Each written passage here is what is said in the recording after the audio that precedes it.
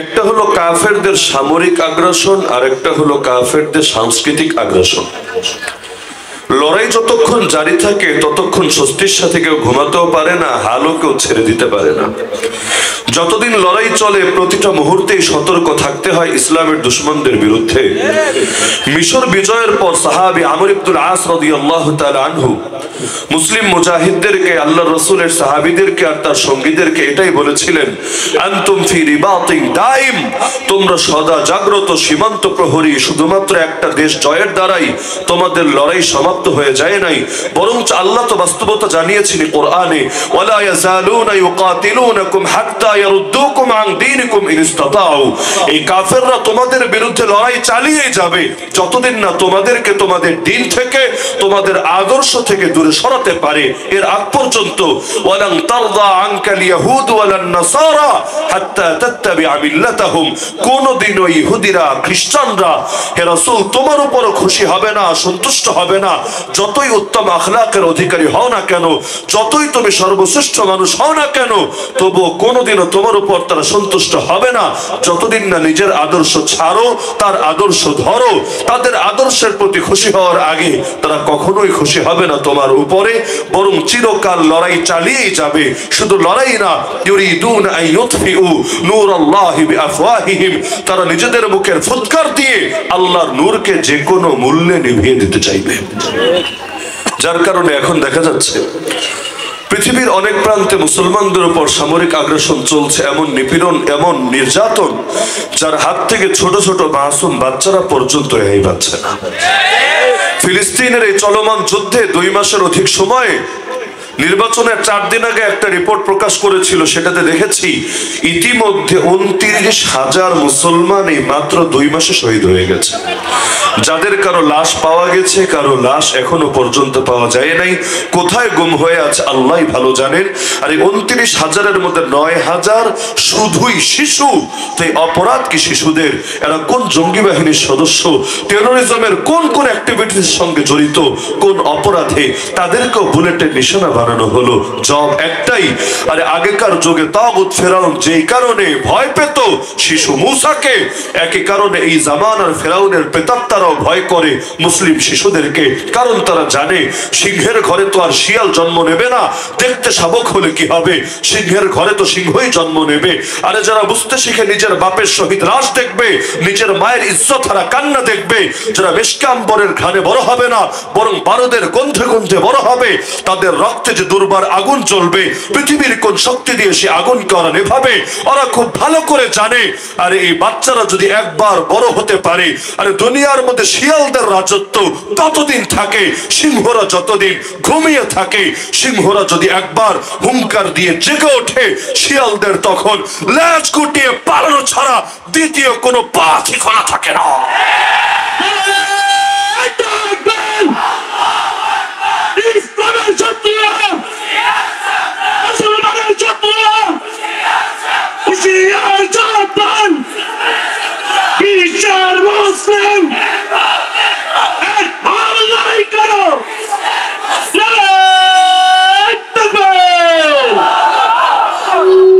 একদিকে দুনিয়া জুড়ে চলছে সামরিক আগ্রাসন, এমন কোন দিন নাই যেদিন 2 জন 4 জন 1 ডজন 2 ডজন মুসলমান তাদের হাতে শহীদ হচ্ছে না, যেদিন পৃথিবীর কোন না কোন নারী কাফেরদের হাতে ধর্ষিতা হচ্ছে না।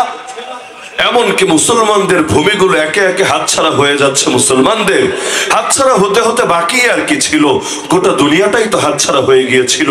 অথচ ফিকহের কিতাবের কিছু কমন মাসালা আছে, যেমন ফতোয়ার কিতাব ফতোয়ায়ে শামের মধ্যেই আছে, ইমরাআতুন সুবিয়াত বিল মাশরিক ওয়াজাবা আলা আহলিল মাগরিব আন ইউখাল্লিসুহা, একজন মাত্র নারীও যদি পৃথিবীর পূর্ব প্রান্তে কাফেরদের হাতে বন্দী হয়, পশ্চিমে থাকা সব মুসলমানদের জন্য তাকে কাফের হাত থেকে উদ্ধার করা ফরজে আইন হয়ে যায়।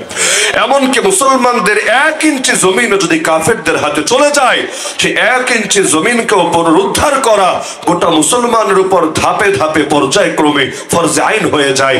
এমনকি আল্লাহর কোন ঘরকে যদি শয়তানের ঘরে পরিণত করা হয়, অর্থাৎ মসজিদ ভেঙে সেটাকে ভিন্ন ধর্মীয় কোন ইবাদতখানা উপাসনালয়ে পরিণত করা হয়, যেমন বাবরি মসজিদ ভেঙে রাম মন্দির বানানো হয়েছে, এখন আল আকসাকে ভেঙে সেখানে তৃতীয় মন্দির, থার্ড টেম্পল বা সুলাইমানি টেম্পল বানাতে চাচ্ছে, তাহলে স্বীকৃত ফতোয়া এটা। আর যেই জায়গা মসজিদ, কিয়ামত পর্যন্ত সেটা মসজিদই থাকবে। জমিন থেকে নিয়ে বাইতুল মামুর পর্যন্ত পুরো এরিয়া আল্লাহর তালিকায় মসজিদ হিসাবে লিপিবদ্ধ থাকবে। তার ভেতরে মূর্তি ঢুকালেই সেটা মন্দির হবে না। কাবার মধ্যেও 360টা মূর্তি ঢুকানো হয়েছিল, তাই বলে কাবা কোনো মন্দির হয়ে যায় নাই, বরং মসজিদ মসজিদই ছিল। এবং মসজিদকে মূর্তির অপবিত্রতা থেকে মুক্ত করা আল্লাহর রাসূলের জিম্মাদারি ছিল, যা তিনি তার জীবনেই বাস্তবায়ন করে দেখিয়ে গিয়েছেন। তো এখন আমি বড় চিন্তা করি, আরে এই দুনিয়ার মধ্যে মুসলমান আছে 180 কোটি প্লাস, কিন্তু ওই জামানায় এক আবু তালেব অমুসলিম হয়ে, মুশরিক হয়ে যে হিম্মত দেখাতে পেরেছিল গোটা কুরাইশের বিরুদ্ধে, এই জামানায় 180 কোটি মুসলমান মিলে সেই সাহস দেখাতে পারে না বিশ্ব কুফরি পরশক্তির বিরুদ্ধে। সেই প্রফেসর নাজমুদ্দিন আরবাকান তো সে কতকাল আগেই বলেছিলেন যে দুনিয়ার প্রায় 200 কোটি মুসলমান বসে আবাবিলের অপেক্ষায় আছে, কবে আবাবিল আসবে আর এই 1 কোটি ইহুদিকে শিক্ষা দেবে। অথচ তিনি আফসোস করে বলেছিলেন, এই জামানায় যদি আবাবিল আসেও ঢিলগুলো সবার আগে ওই 1 কোটি ইহুদির গায়ে না ছুড়ে এই 200 কোটি কাপুরুষ মুসলমানের গায়ে ছুড়বে।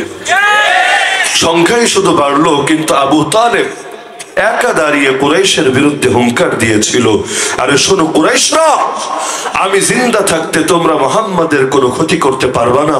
যদি মুহাম্মদ পর্যন্ত পৌঁছতে হয়, আমার লাশের উপর পাড়া দিয়ে যেতে হবে। হাত্তা ওয়াসাদা ফি তুরাবি দাফিনা, আরে যতক্ষণ পর্যন্ত আমি মাটির ভেতরে দাফন না হব, ততক্ষণ পর্যন্ত তোমরা মুহাম্মাদের ধারে কাছেও ঘেঁষতে পারবা না। যদি কিছু করতে হয়, আগে আমাকে শেষ করতে হবে। এই জামানায় মুসলমানরা যদি সে আবু তালেবের মতো কথাও বলতে পারতো, আরে যতদিন পর্যন্ত 180 কোটি তো দূর কি বাত, জাস্ট একজন মুসলমান থাকবে দুনিয়ার বুকে, ততদিন পর্যন্ত তোদের স্বপ্ন কিছুতেই বাস্তবায়িত হবে না, হতে দেওয়া হবে না। আরে একজন মুসলমানের ভেতরে যতদিন প্রাণ থাকবে, তার ধমনীতে রক্ত প্রবাহিত হবে, ততদিন পর্যন্ত মুসলমান ইসলাম রক্ষার জন্য লড়াই চালিয়েই যাবে। মুসলমান বেঁচে থাকতে কিছুতেই ইসলামকে পৃথিবীর বুকে মুর্দা হতে দেবে না, দিতে পারে না।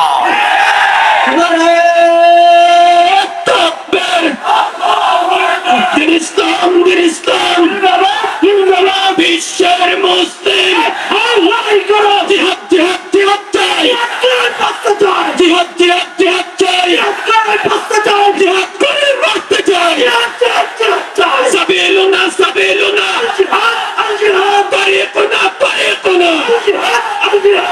মুজাহিদ উসামা। আপনাদের একটা জিনিস বেশ ভালো লেগেছে, রিসিভ করার পর থেকে এখনো পর্যন্ত মুহূর্তে মুহূর্তে প্রচুর পরিমাণ ফিলিস্তিনের পতাকা আমি দেখতে পাচ্ছি। নিঃসন্দেহে এটা বেশ সাহসিকতার পরিচয়। আলমপুর যুবকদের দিলের মধ্যে বড় হিম্মত এবং আল্লাহ তাআলার প্রতি যে আস্থার, মুসলিম উম্মার প্রতি ভালোবাসা, এরই প্রমাণ। তবে আমার ব্যক্তিগত একটা অনুরোধ থাকবে যে একদিকে ফিলিস্তিনের পতাকা তো আমরা উঁচু করছি মুসলমানদের প্রতি সহমর্মিতা জানানোর জন্য, এটা ফিলিস্তিন নামক দেশের প্রতি শুধু সহানুভূতি না, বরঞ্চ ওই অঞ্চলের মাজলুম মুসলমানদের প্রতি সহানুভূতির প্রকাশ। তবে আমার ব্যক্তিগত অনুরোধ থাকবে, আমরা চিরকাল পর্যন্ত ইসলামের পতাকাটাকেও সর্বদা উঁচু করে রাখার চেষ্টা করবো ইনশাআল্লাহ। আমাদের ব্যবহার ছেড়ে দেওয়ার কারণে ইসলামের পতাকাকে এখন লোকে জঙ্গিবাদের পতাকা বানিয়ে ছেড়েছে। এখন এগুলোকে মিডিয়ার মধ্যে প্রদর্শন করে, যেটা হলো জঙ্গি হওয়ার আলামত, এটা হলো জঙ্গিবাদের চিহ্ন, জঙ্গিবাদের নমুনা। আরে কালেমার পতাকাকে কেউ যদি বলে সন্ত্রাসের নমুনা, জঙ্গিবাদের নমুনা, তাকে তো বেঈমান বলা ছাড়া কোনো উপায় থাকে না। আর একটা কাগজের মধ্যে, একটা পতাকার মধ্যে, একটা কাপড়ের মধ্যে কালেমা লিখলেই যদি তোমার চোখে সেটা অপরাধ হয়ে যায়, তাহলে আগে তো তোমার চোখটা চিকিৎসা করা দরকার, তারপর তোমার এই কালেমার পতাকা নিয়ে মুখ খোলা দরকার। সুতরাং আবেগটাকে সাময়িক সীমাবদ্ধ না রেখে চেষ্টা করবেন যেমনি ভাবে দেশের পতাকাকে উঁচু করেন, দলের পতাকাকে উঁচু করেন, সবার উঁচুতে কালেমার পতাকা উঁচিয়ে ধরবেন এবং গোটা বিশ্বকে, শুধু মুসলিম উম্মাহকে না, গোটা বিশ্বকে এটা জানিয়ে দিবেন, তোমরা যতই গালি দাও না কেন, যতই সমালোচনা করো না কেন, আমরা মানুষের গালির ভয়ে আল্লাহর কালেমা ছেড়ে দেই না, বরঞ্চ তোমাদের গালি যত বাড়বে ইনশাআল্লাহ আমাদের হিম্মত আরো বেশি বাড়বে। আরে আগে তো ইবাদত করতাম খালি ইবাদত হিসাবে, এখন ইবাদত করব তোমাদের কলিজায় আগুন ধরানোর জন্যও। সুতরাং আগামী থেকে কখনো পতাকা যদি উঁচু করেন ইনশাআল্লাহ অন্তত কিছু হলেও কালেমার পতাকা রাখবেন তো ইনশাআল্লাহ। মাহফিলের মধ্যেও কালেমার পতাকা টানাবেন, ঘরের মধ্যেও কালেমার পতাকা রাখবেন, এত বেশি ব্যাপক করবেন যাতে বিষয়টা নরমাল হয়ে যায়। কোনো জিনিস একজন দুজন করলে ঝামেলা, সবাই মিলে করলে একেবারেই সোজা। বাংলায় বলেন 10-এর লাঠি 1-এর বোঝা। ওই একজন দুইজন হুজুর যদি প্রতিবাদী হুজুর হতে চায় বড় প্যারায় পড়া লাগে, বড় ঝামেলা ফেস করা লাগে। সবাই মিলে যদি টুকটাক মুখ খুলতে শুরু করে অন্যায় তখন ল্যাজ গুটিয়ে পালানো ছাড়া কোনো পথ খোলা থাকে না। দেখেন না গত বছর শিক্ষা সিলেবাসের মধ্যে কত শয়তানি ঢুকিয়েছিল, আলহামদুলিল্লাহ সবাই মিলে প্রতিবাদ করেছেন, বিদায় হয়েছে। এখন ট্রান্সজেন্ডার ইস্যু নিয়ে শুরু করেছে, করবেই তো, যে যার নুন খায় সে তার গুণ গায়। বাংলাদেশের এই শিক্ষা ব্যবস্থার পেছনে কত শত শত না হাজার হাজার কোটি টাকা পশ্চিমা বিশ্বরা ব্যয় করে, একবার হিসাব আপনি নিয়ে দেখেন। তো এমনি টাকা ঢালে এরকম না, দুনিয়াতে স্বার্থ ছাড়া ভাই কেউই কাজ করে না, সেটা মুখে ঘোষণা দেখ বা না দেখ। নিরপেক্ষ শব্দ একটা ভণ্ডামি মার্কা শব্দ ছাড়া কিচ্ছু না।